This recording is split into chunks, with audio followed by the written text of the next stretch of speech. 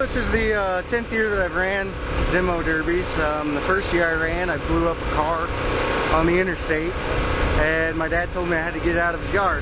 So we ended up building the car and bringing it over here to the track, and I fell in love with demo derbies ever since. It's just an experience that you can't really explain.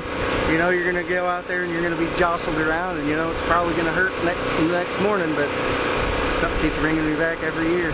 Starting off, you have to strip the whole car completely, get all the guts completely out of it, plastic, seats, all that stuff.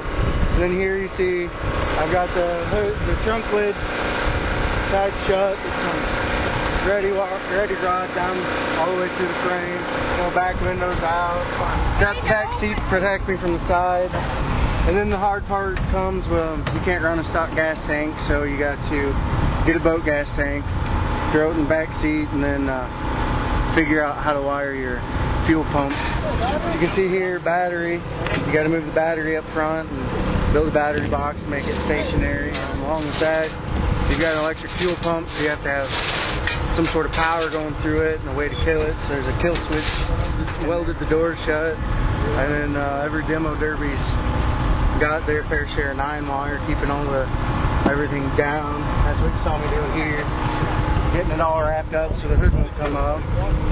You got to put some sort of thing in your windshield there. That way, if your hood does happen to come up, it can't come into the car. You got to cut a hole in the hood just in case you catch on fire. They can get right to your throttle body and put you out. I'm running stock tires. I usually air up the tires about 50 pounds, get a lot of pressure in them so they cut through better. I found the car. My cousin had blown it up. It has a blown rod in it, and she parked it in her shed for 4 years, and I asked her what she was going to do with it. She said nothing, so I asked her if I could get it. So the car didn't cost me anything. It's the 9-wire, the wire for the battery, fuel line, hose clamps, stuff like that costs. Everything, paint included, I ended up going $300 on this car.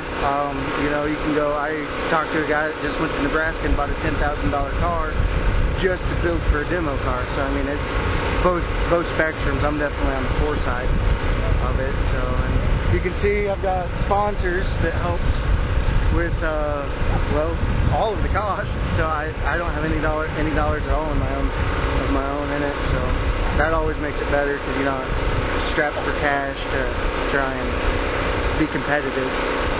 It's definitely a real competitive sport. So.